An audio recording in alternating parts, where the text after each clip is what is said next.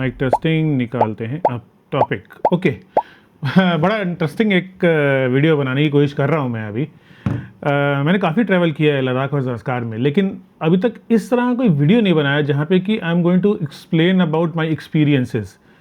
शायद इसलिए क्योंकि ये वाला जो ट्रिप है ये बहुत ही शानदार और बहुत ही इंटरेस्टिंग ट्रिप रहा मेरे लिए।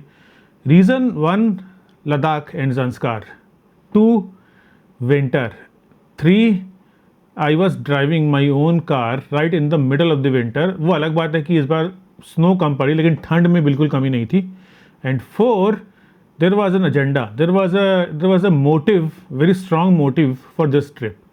तो इन सभी कॉम्बिनेशन ने इस ट्रिप को बहुत ही इंटरेस्टिंग बनाया। And there were 2 basic agendas of this trip. मतलब मेरा पर्पज़ घूमना नहीं था लद्दाख में विंटर में अपनी गाड़ी लेके। एक सबसे बड़ा एजेंडा जो कि मैं पिछले 7-8 महीने से कोशिश कर रहा हूँ, recording the sounds of nature as well as people. Basically recording the sounds of geophony which is like sounds of earth, biophony which is like sounds of animal, bird, insects and all those things, and anthrophony which is sounds produced by humans like music and anything else related to humans। वो agenda था मेरा, जिसमें कि main agenda था recording the sounds of frozen lakes. Frozen lakes अपने अंदर ना बहुत शानदार आवाज़ें छुपा के रखती है। कभी कभी वो कानों से सुनाई देती है, लेकिन जब आप उसको बिल्कुल क्लोज पास जाके कॉन्टैक्ट माइक जब नीचे रखते हो और फिर जब आप सुनने की कोशिश करते हो, ओह आपको ऐसा सुनाई देगा कि एक जंग चल रही है नदी के अंदर। बाहर कितनी शांति है लेकिन नदी के अंदर एक जंग है। तो वो साउंड्स मैंने रिकॉर्ड करने की कोशिश करी and I am doing that for not just the lakes. मैंने कुछ बर्ड्स के साउंड भी रिकॉर्ड किए, बहुत सारे अच्छे बर्ड्स थे जिनके साउंड रिकॉर्ड किए मैंने। So that was the prime agenda of this trip. The secondary agenda is to cover the maximum lakes in the frozen form. काफ़ी सारे लेक्स मैंने कवर किए। I will talk about it in a very brief, but I tried recording, I tried documenting approximately 12 to 12-13 lakes मैंने cover कर लिया frozen, which was, and doing that driving yourself solo, and that's another important thing, is I was doing it all alone. So solo record kiya and that was absolutely amazing. So this was the, I would say, the purpose or the agenda of the drive for winter Ladakh and winter Zanskar 2026. Okay, अब बात करते हैं preparation and planning. मतलब इस trip में वैसे तो मैंने विंटर में कई बार ट्रैवल किया है लद्दाख में। This was my 5th trip to Ladakh in winter and probably, अब तो मुझे नंबर भी नहीं पता है लद्दाख में कौन सा ट्रिप है। खैर एनीवे वो इररिलेवेंट है, क्योंकि हर नया ट्रिप जो होता है वो हर ट्रिप जो होता है अपने अंदर। बट प्रिपरेशन, चाहे आप कितने भी ट्रिप कर लो लद्दाख में ना, आप उसमें कॉम्प्रोमाइज़ नहीं कर सकते। और ख़ासकर जब लद्दाख विंटर का ट्रिप हो, क्योंकि उसमें आपकी 2 लड़ाइयाँ हैं। एक लड़ाई है आपकी एल्टीट्यूड और दूसरी आपकी लड़ाई है कोल्ड। और मेरी एक तीसरी लड़ाई थी इस बार, वो थी driving your own vehicle. So not just I have to prepare myself, I had to prepare Jimny as well. So ये 2 अलग प्रिपरेशन थी जो मुझे करनी पड़ी। पहला है कि विंटर के लिए किस तरह से प्रिपेयर किया। मतलब एज सच विंटर के लिए प्रिपेयर करने का ना एक ही तरीका है, और वो है get your clothes right. And I am saying you don't have to buy, आपको ना कोई महंगे कपड़े लेने की जरूरत नहीं। मैंने ऐसा कुछ लिया नहीं, there is nothing that I bought before the trip, because mostly कपड़े मेरे पास थे। और मैं इवन सोच रहा था कि एक मोटी जैकेट लूँगा, लेकिन वो प्लान चेंज करके मैंने क्या किया, मैंने बजाय कि एक मोटी जैकेट लेने के ना लेयरिंग पे फोकस किया। So now what I did was, जब तक मैं सोनमर्ग में था 2 लेयर में मेरा काम चल रहा था। सोनमर्ग से जब लेह पहुंचा तब भी 2 लेयर में काम चल रहा था कि लेह काफ़ी गर्म था। लेह से कोरजोक पहुंचा, 2 लेयर ऐड करनी पड़ गई। मतलब बेस लेयर बिल्कुल नीचे जो आपका थर्मल लेयर होती है, उसके ऊपर एक वुलन टाइप की वार्म टी शर्ट फुल बाजू की, उसके ऊपर एक फ्लीस और फ्लीस के ऊपर एक jacket, were more than sufficient for me. Korzok में मैंने दिन का टेम्परेचर झेला है -15 -16, रात का टेम्परेचर हो गया होगा -25, लेकिन मैं रात को बाहर निकला नहीं। तो मुझे एज सच, मैंने जो एक्सट्रीम वेदर्स होते हैं, जो सबसे लोएस्ट पॉइंट्स होते हैं, वहाँ पे मैं बाहर से भी था ही नहीं। मतलब मेरा बहुत क्लियर था कि मैंने उस तरह के पंगे लेने नहीं है। तो कपड़े बहुत सिंपल, लेयरिंग में get as good as best layers as possible. Inner layer जो होती है वार्म लेयर, उस पर वो जुगाड़ वाले मत लेना, कुछ अच्छी क्वालिटी के इनर लेना। आई वुड से कि 3M के, या फिर वो आते हैं ना, क्या बोलते हैं, एक there is a word that we use for a very good quality of inners, मेरे दिमाग से स्किप कर रहा है, बट एनीवेज वो। और for the bottom 2 layer sufficient रहे मेरे लिए, क्योंकि मेरे पास ना पुराने मैंने कस्टम पैंट्स स्टिच करवा के रखे हुए हैं, जिसमें कि बेसिकली इट्स काइंड ऑफ रजाई है, रजाई की तरह काम करता है, वो रजाई की तरह ही बना हुआ है। उसके अंदर एक लेयर है, पैंट के अंदर एक रुई की लेयर है, और वो बहुत गर्म है। तो एक इनर हो गया जो कि बहुत सुपर वार्म, एंड देन उसके बाहर वो रजाई वाली पैंट, एब्सोल्युटली फाइन। शूज़ तो मैंने, अब आप अगर आप ध्यान से देखेंगे मेरे यूट्यूब के वीडियो, तो मैं तो योगा शूज़ पहन के चला गया, एंड बहुत बढ़िया थे। क्योंकि जूते आप कितने महंगे ले लो, 15,000, 20,000, 30,000, अगर आप ट्रैकिंग नहीं कर रहे हो तो अलग बात है। अगर आप कोई टेक्निकल ट्रैक या टेक्निकल हाइक नहीं कर रहे हो तो then no matter how much costly shoes you buy, that will not make your feet warm. जूते आपके पाँव को गर्म नहीं रखेंगे बॉस, जो चीज़ गर्म रखेगी वो है सॉक्स। तो मेरे पास वार्म सॉक्स की पूरी एक ना पलटन है, मतलब एक लेयर मोटी, उससे मोटी, उससे मोटी, और एक बिल्कुल ऐसे मोटी जो बोरी की बनी होती है ना, वो भी सॉक्स हैं मेरी। अगर मुझे सोना पड़ जाए बिना हीटिंग के कहीं पे -25 में, तो मेरी बोरी के थिकनेस वाली एक सॉक्स भी है मेरे पास। 2 layer of socks. Day time पे I think single layer is more than sufficient, single layer of wool. और अगर ज़्यादा ठंड लगे तो inner layer of nylon socks, outer layer of wool socks sufficient, absolutely. तो यही था बस इतने, बाकी caps and all that was fine. और क्या है मेरे लिस्ट में प्रिपरेशन में, एल्टीट्यूड के लिए एज सच मुझे भी नहीं पता है कोई प्रिपरेशन। हाँ, एक काम मैं जरूर करता हूँ पिछले 1-2 साल से, अगर मैं लद्दाख या स्पीति या ज़ंस्कार ट्रैवल कर रहा हूँ, विच इज़ लाइक 3,000 मीटर से ऊपर, मैं ऑक्सीजन का बड़े वाला सिलेंडर यहीं कहीं अभी पड़ा होगा, रिटर्न भी करना है मेरे को, आई गेट ए रेंटल बड़ा वाला, लाइक इतना बड़ा सिलेंडर, नॉट दो स्मॉल केन्स, वो भी थे मेरे पास, लेकिन बड़ा वाला सिलेंडर मैं लेके चल रहा हूँ। ज़रूरत नहीं पड़ती है, लेकिन जब पड़ेगी ना तो देन वो 1,500 रुपये जो रेंटल होता है ना, उसका पैसा एकदम से वसूल हो जाएगा। ओके, तो एल्टीट्यूड के लिए वही, दैट्स इट।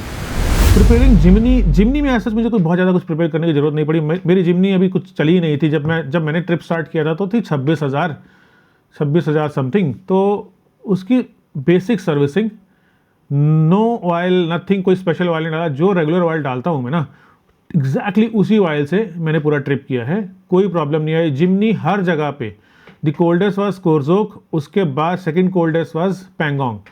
पैंगोंग वाज रात में शायद -20 के आसपास, कोरजोक रात में था -25। इन बोथ द केसेस सुबह फर्स्ट सेल्फ में भी जिमनी स्टार्ट हुई है, इनफैक्ट पूरा सेल्फ में नहीं, हाफ सेल्फ में जिमनी स्टार्ट हुई है।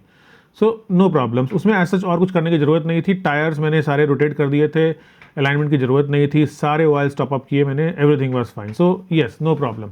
अब लिस्ट में और देखते हैं क्या है। अबाउट दी कंटेंट गियर्स में मुझे कुछ प्रिपेयर करना नहीं होता, क्योंकि मैं हमेशा ऑलरेडी प्रिपेयर होता हूँ। मेरे लिए एक वीडियो किट है जिससे मैं वीडियोस बनाता हूँ, professional videos.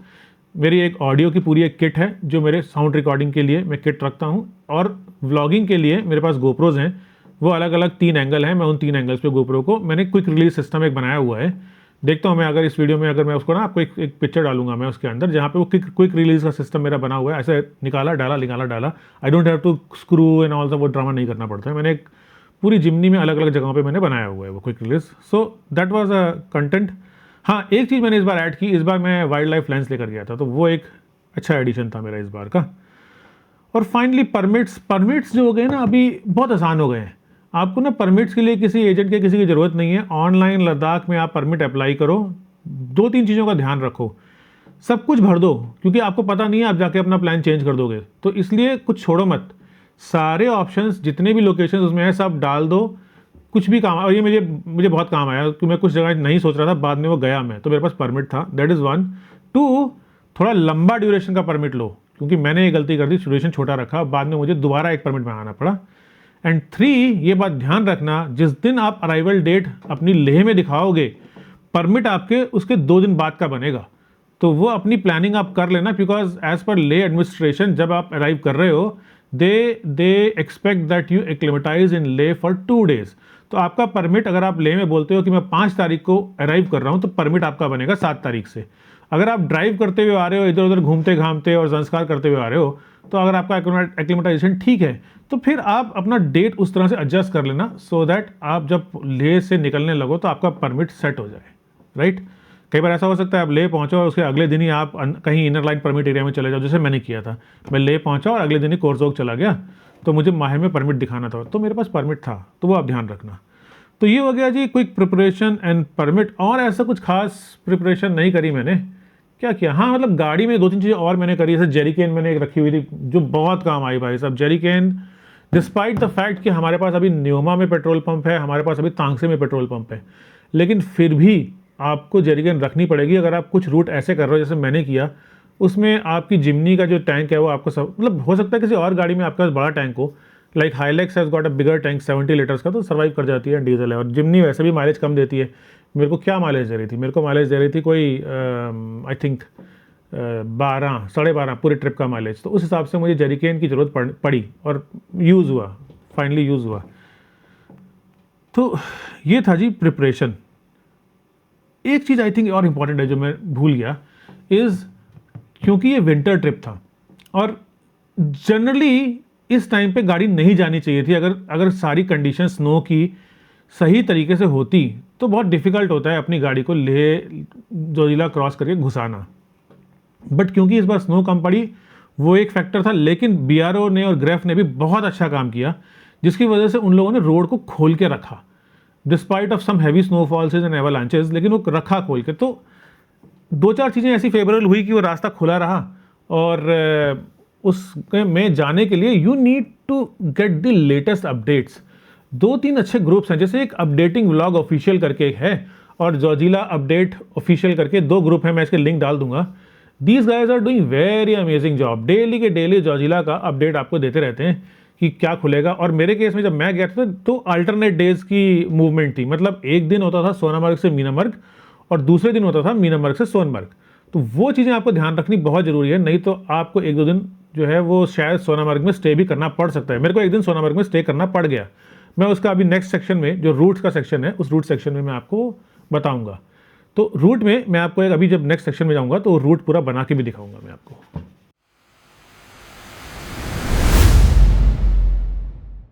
Mic testing check 1 2 3। इधर जाऊं कि इधर जाऊं, इधर जाऊं, थोड़ा एडजस्ट करना पड़ता है फ्रेम को। ओके, अब बात करते हैं तीसरे टॉपिक पे, driving route and road condition. मेरे पास जब मैंने ड्राइव स्टार्ट की थी अपनी, that was 20th of February 2026। तो बहुत ज़्यादा ऑप्शन थे नहीं। इनफैक्ट इनिशियली मेरा प्लान था भी नहीं अपनी गाड़ी ले आने का। मुझे पता था कि शायद इम्पॉसिबल है अपनी गाड़ी ले आना, और ले गए तो फंसना ही फंसना है, तो वो मेंटली प्रिपेयर होकर जाना पड़ेगा। लेकिन एक विंडो आया, I was in touch with a lot of my friends in Kargil, I was in touch with a lot of my friends in Sonamarg, Kangan, Srinagar. एक विंडो आया जहाँ पे दिखा कि boss Zojila pass was open and it was open regularly, मतलब ऐसा भी नहीं था कि बंद खुला उस टाइप से नहीं।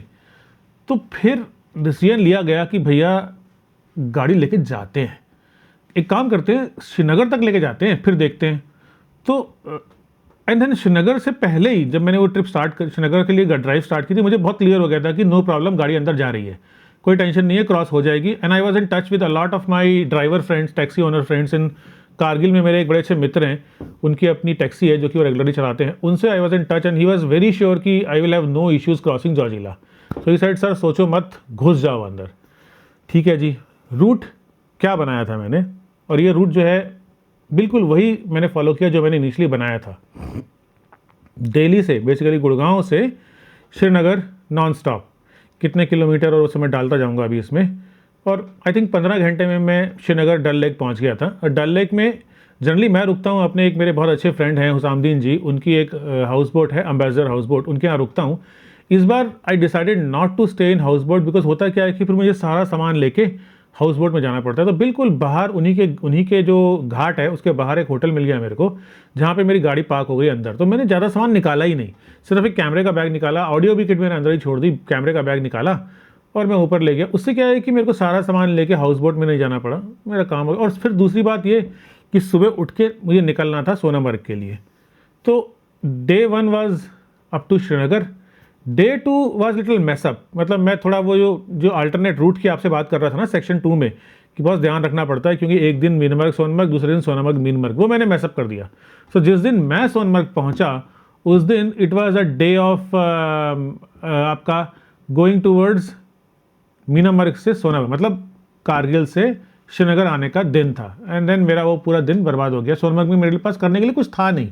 एनीवे इनिशियली मैं सोच रहा था कि मैं श्रीनगर ही रुक जाऊँ, एक दिन कुछ शूट करूँ, बट देन आई डिसाइड कि फिर अगले दिन मुझे सुबह सुबह, क्योंकि 10 बजे छोड़ देते हैं वहाँ से, और क्योंकि कंडीशन इतनी अच्छी थी कि 10 बजे के बाद सफाई करने की जरूरत पड़ नहीं रही थी, तो मैंने डिसाइड किया सोनमर्ग चलते हैं। तो डे 2 हुआ सोनमर्ग। बहुत सिंपल 80-85 किलोमीटर की ड्राइव है, पूरा टारमेक ब्लैक, एकदम बढ़िया नज़ारे। And I picked up a very nice hotel, क्या नाम था मेरे को भूल गया, होटल इंपीरियल करके एक है शायद, इंपीरियल रिजॉर्ट करके, बहुत प्यारा प्यारा लोकेशन और fantastic staff, wonderful food, very nice genuine price. मेरे लिए वो स्पेशल प्राइस था, तो मैं वो प्राइस रिवील नहीं करूँगा, आप खुद जाके एक बार निगोशिएट करो, अगर किसी को नंबर या कुछ चाहिए होगा तो मैं दे दूंगा। बट हाँ, I think location is absolutely fantastic and they upgraded me and I asked for a standard room and they upgraded me to a deluxe room for the same price and some of more complimentary things and I loved it. No problem, thank you very much for that. और वो random मैंने देखा, ऐसा किसी ने मुझे, मतलब मैंने ऐसा कुछ जाके वो बुक नहीं किया था, मैं रैंडम गया था, बिल्कुल किसी को नहीं जानता था मैं वहाँ पे। उसके बाद फिर day 3 was the ultimate day, जिसमें कि मेरा बस एक यही था कि किसी तरह जोजिला क्रॉस करूँ और लद्दाख में घुसूँ। उसके बाद क्या होगा क्या नहीं होगा मुझे कोई फ़र्क नहीं पड़ता, वो जब होगा तब देखेंगे। तो डे 3 वाज सुबह 9 बजे में रेडी होके जो चेक पॉइंट होता है सोनमर्ग का, वहाँ जाके खड़ा हो गया और वहाँ से 10 साढ़े 10 बजे उन्होंने डॉट सबको छोड़ दिया, एकदम बिंदास। पूरा रूट वाज एब्सोल्युटली ओके। कच्चा मिट्टी पानी था क्योंकि गर्मी बढ़ रही थी उस टाइम पे और बर्फ़ पड़ नहीं रही थी, तो बर्फ़ सड़क पे नहीं थी, आसपास जो थोड़ी बहुत थी वो थोड़ी बहुत थी। और मैं जोजिला जो पास है, टॉप है 0 पॉइंट पे, मेरे ख्याल से 40 मिनट के अंदर पहुंच गया, 40 मिनट में भी नहीं होगा, उससे कम में भगाता हुआ पहुंच गया मैं। और जोजिला पे अच्छी बर्फ़ थी। अब आप देखना एक शॉट में, अभी फटाफट लगा रहा हूँ जो एक ड्रोन शॉट है, तो इस शॉट में अगर आप देखोगे ना, बड़ा सिंपली क्लियर है, बहुत बर्फ़ है। और जहाँ बर्फ़ नहीं है वो इसलिए नहीं है कि उसे साफ़ किया गया है, इसका मतलब ये है कि BRO ने और ग्रेफ ने बहुत शानदार काम किया उस रोड को साफ़ करने का, अदरवाइज़ चारों तरफ बर्फ़ ही बर्फ़ है।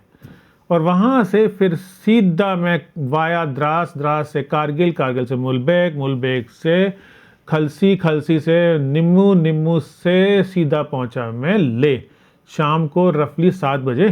तो मेरे जो मित्र हैं बड़े अच्छे, ही इज़ फ्रॉम ज़ंस्कार, करगियाक में उनका कैंप भी है, आचो कैंप के नाम से, उन्होंने ऑलरेडी मेरे लिए रूम बुक करके रखा हुआ था ले में, बहुत शानदार रूम, मेरी गाड़ी भी अंदर सेट हो गई and it was a centrally heated room, गर्म पानी non stop 24/7 and good food. That's all you need after long drive कि भैया एक अच्छा सा रूम हो।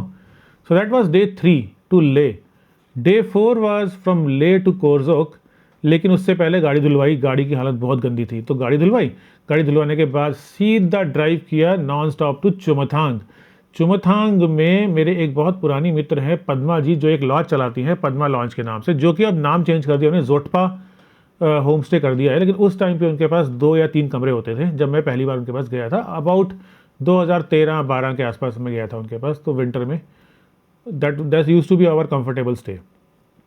फिर वहाँ चुमथांग से I took the route of Mahe, Mahe में दिखाया अपना परमिट, माहे से गया मैं पहले सुमडो, सुमडो से गया मैं पुग्गा, पुग्गा से सोकार, सोकार से फिर वापस आया। अनफॉर्चुनेटली सोकार वाले वीडियोज़ फॉर सम रीज़न मेरा कार्ड करप्ट हुआ। I am learning a lot of things now. अगर आप बहुत ज़्यादा कंटेंट क्रिएट कर रहे हो तो boss you need to have a lot of cards and a lot of very good quality cards. तो अभी इस बार मैंने बहुत मार खाई है, बहुत कंटेंट लूज़ किया है, तो वो वाला कंटेंट लूज़ हो गया। But Sokar was completely frozen, तो पता भी नहीं चल रहा सोकार कहाँ है, मतलब ऐसा लग रहा था कि कहीं मिट्टी में, कहीं बर्फ़ के अंदर दबी हुई है।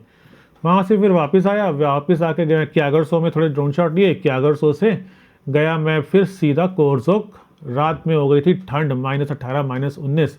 कोरजोक पहुंच गया मैं कोई रफली 6:30 बजे के आसपास, 6:30-7 बजे के आसपास। दिन में यही मैं टारगेट कर रहा था कि यार रात का नौबत ना ही आए, क्योंकि रात में ना ब्लैक आइस पता नहीं चल रही थी और स्नो तो नहीं थी, लेकिन ब्लैक आइस तो मुझे कई जगह पे मिली, बहुत सारी जगहों पे। कोरजोक में I picked up a hotel randomly, एक होम स्टे, होटल तो थे ही नहीं, एक होम स्टे रैंडमली पिक कर लिया, ठीक था।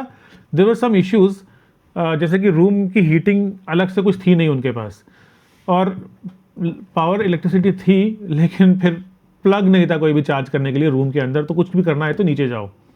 तो ठीक है चलो, मेरे को वैसे भी कोई बहुत ज़्यादा डिमांड नहीं थी, तो आई सर्वाइव्ड। और माई डे 4 एंडेड देयर।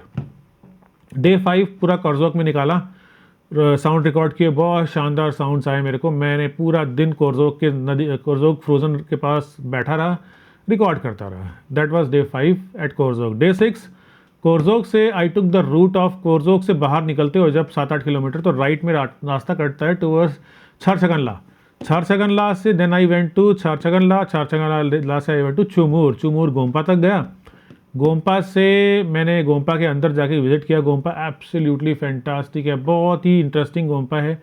अंदर आपको एक ममीफाइड रिम्पोचे जी मिलेंगे, छोई रिम्पोचे जी हैं, उनकी ममीफाइड बॉडी दिखेगी आपको, और साथ में आपको दिखेंगी चुड़ैल की पूरी बॉडी जिसके बाल बढ़ते हैं, और चुड़ैल के कटे हुए हाथ भी हैं। लेकिन आप फोटोग्राफ या वीडियोग्राफी नहीं कर सकते हो unless you have special permission, ऐसा कुछ मेरे पास नहीं था। वहाँ से चुमूर से फिर नीचे उतर के फिर मैंने रास्ता लिया टूवर्ड सलसला 5200 मीटर के आसपास। Again fantastic roads are absolutely fantastic, tarmac है।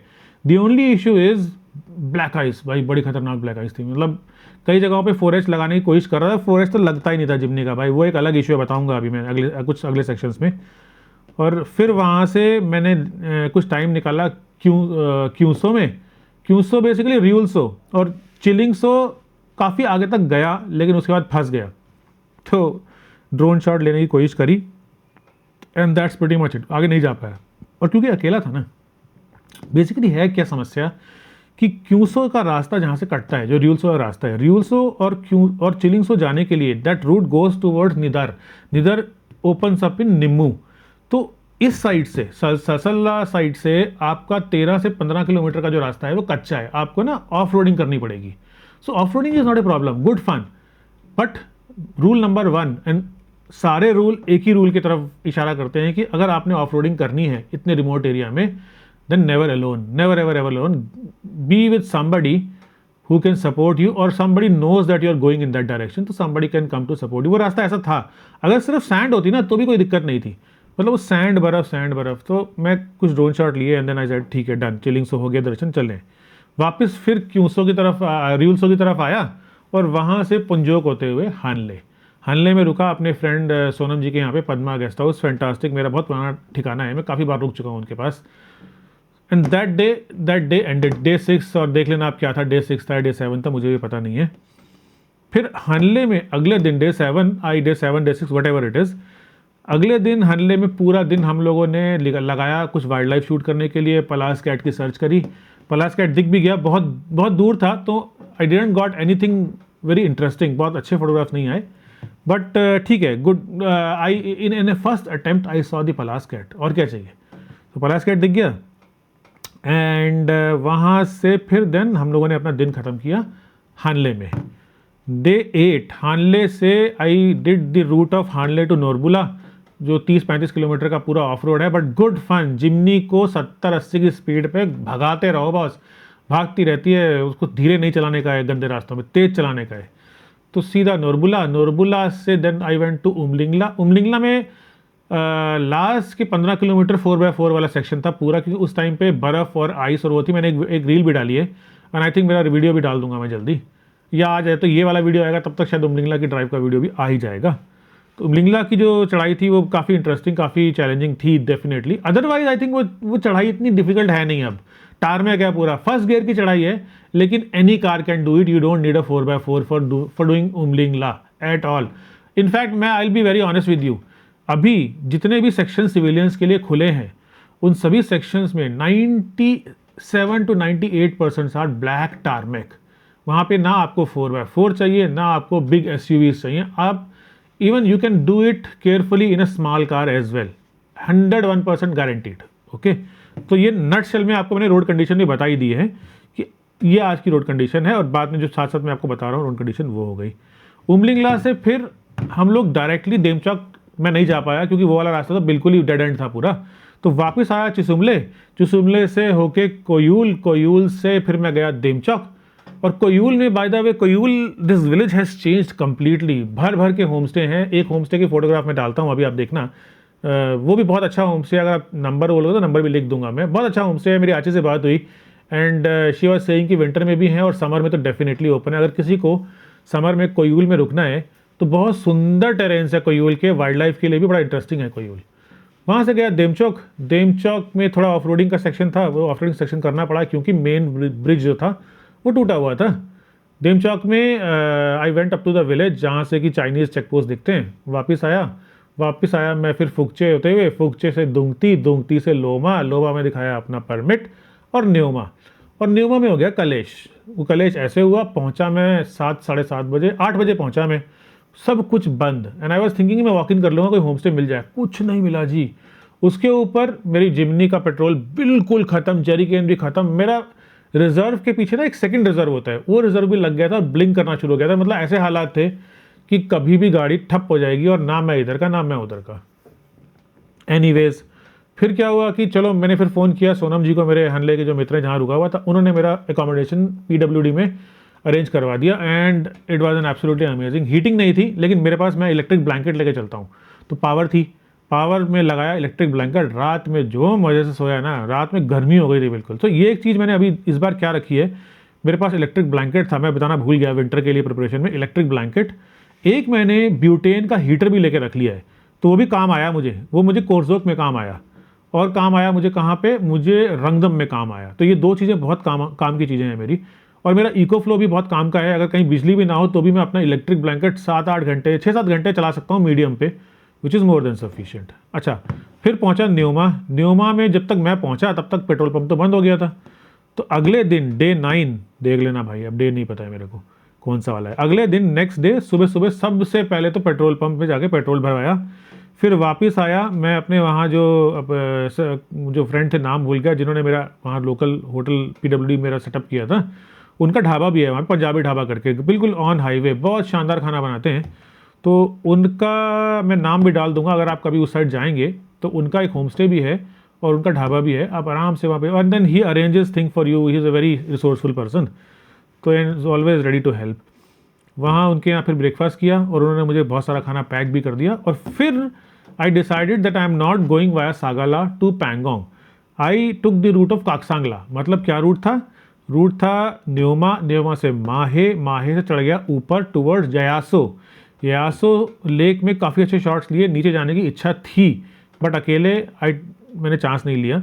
फिर गया मैं वहाँ से Kaksangla, road condition fine, there are few patches where 4x4 was required, क्योंकि हो ये रहा था कि सड़क से ना बर्फ़ हवा से नीचे आ गई थी, तो अब उसके लिए 4x4 लगाना पड़ रहा था। और क्योंकि जिमनी लाइट है तो जिमनी का बेनिफिट एक वो टेढ़ी होकर ना ऐसे ऊपर से निकल जाती है, अगर कोई हाइलैक्स जैसी गाड़ी होती तो तोड़ते हुए निकल जाती, बट हाँ बिना 4x4 के वो सेक्शंस क्रॉस नहीं हो सकते थे।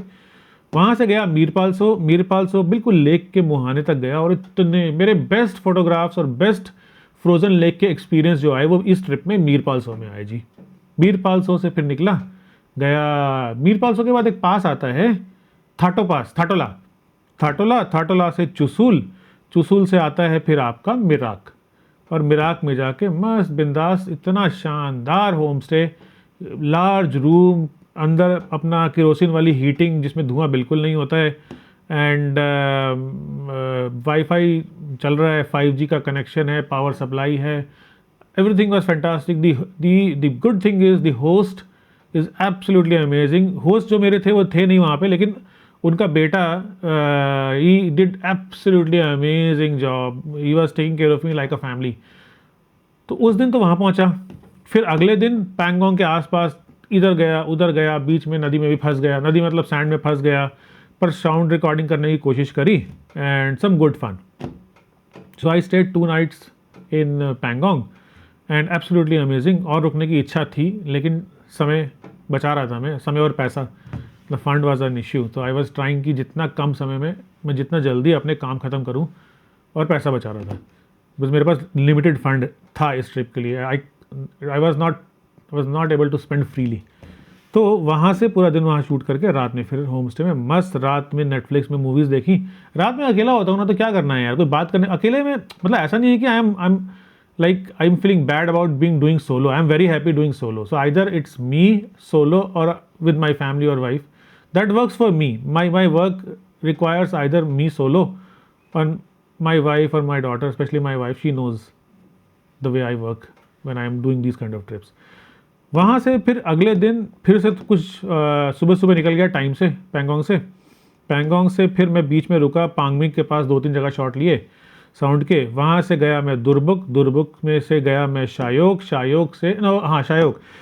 से गलवान अटैम्प्ट किया मैंने। गलवान का जो पहला चेक पोस्ट है वहाँ तक पहुँच भी गया, लेकिन मुझे आगे नहीं जाने दिया उन लोगों ने, क्योंकि they were saying there was a permit issue, they are still working on the permit part of it. So I said okay, disappointed but that's fine, you don't get everything, कुछ अगली बार के लिए भी। फिर वहाँ से वापस आया दुरबुक में खाया खाना खा के क्रॉस किया चांगला क्रॉस करके पहुँचा ले में अगेन तेंजिन भाई ने, आचो कैंप वाले ने मेरा ऑलरेडी भाई ने मेरा अरेंज करके रखा हुआ था अकोमोडेशन, वहाँ रुका, बहुत शानदार accommodation again once again, and I am sincerely thanks to Tenzin भाई। आचो कैंप है जिनका करग्याक के पास, तो अच्छा होटल, बहुत मज़ा आया। क्या नाम था मैं भूल गया, मैं नीचे लिख दूंगा, आप देखना जाके ना। And good place to stay. अगर आप, पार्किंग थोड़ी दूर है बट सेफ पार्किंग है, तो आप वहाँ रह सकते हैं, और व्यूज़ बहुत अच्छे हैं। मैंने वहाँ पे एक टाइम लैप्स भी बनाया, सुबह देखना आप टाइम लैप्स जो है ना। अच्छा ये हुआ, फिर उसके बाद next day I started again early. ले से निकला मैं towards Kargil. I think Holi के एक दिन पहले का दिन था। कारगिल निकला, कारगिल से मैं घुसा अपना रंगदम और पहुंचा रंगदम में मेरा एक फेवरेट होम स्टे है ननकुन करके, वहीं पे मैं आचो के पास जाके शेरिंग भाई को फ़ोन किया, he arranged my accommodation very well, beautiful, fantastic, loved it, काम चल गया मेरा। रंगदम से फिर गया मैं अगले दिन सीधा करग्याक वाया पदम, बीच में शॉर्ट वॉट लिए। शाम को गया मैं गोम्बरंजन के आसपास, वहाँ शॉट लिए, और फिर अगले दिन करग्याक में नाइट स्टे किया मैंने होम स्टे में, और अगले दिन करग्याक से शिंकुला से जाके मेरा once again my favourite accommodation at बड़ा ग्राह, पतली कुल के बाद नाम भूल गया मैं, नेहा होम स्टे ना, वो भी नीचे लिंक डाल दूंगा मैं आपको। बड़ा ग्राह में रुकता हूँ, बहुत अच्छी जगह है, पीसफुल है, भीड़ भाड़ से दूर है और हाईवे के ऊपर है। अगले दिन अगर आपको दिल्ली निकलना है या कहीं और निकलना है तो वहाँ से सीधा गाड़ी उठाओ और आप हाईवे से अगले दिन में सीधा घर पहुँच गया। सो ये था जी रोड कंडीशन मैंने आपको साथ साथ बता दी है, और ओवरऑल मैंने, और अच्छा लास्ट फ्यूल सिचुएशन क्या है अभी लद्दाख में, कोई दिक्कत नहीं है। लेह में तो इतने पंप हैं। सो कारगिल से ले के बीच में शायद 3 या 4 पेट्रोल पंप हैं। पहले क्या होता था, कारगिल में होता था, नहीं अभी कारगिल में भी है, अभी निम्मू में भी है, एक शायद द्रास में भी, हाँ एक द्रास में तो कंफर्म है, और एक शायद मुलबेक में भी है। तो 4 पेट्रोल पंप तो लेह पहुँचते ही हैं। फिर लेह में तो है ही है पेट्रोल पंप 3-4। फिर लेह से आप जब इस साइड जाते हो टूवर्ड्स मनाली वाला साइड, तो आपको पता ही है कि वहाँ कारू में तो बहुत पुराना पेट्रोल पंप है। फिर कारू से आपको पेट्रोल पंप मिलता है तांगसे में और न्यूमा में, इन 2 जगहों पे पेट्रोल पंप, तो मोटा मोटा आप कवर्ड हो। और दिस्किट वाला पेट्रोल पंप तो है ही है। तो पूरे लेह में ना आपकी अगर गाड़ी आपको एक टैंक फुल में 500 किलोमीटर के आसपास देती है ना, तो आप प्रीटी मच कवर्ड हो इस पूरे रूट में। तो ये था जी आपका मेरा रूट की रोड कंडीशन और फ्यूल कंडीशन।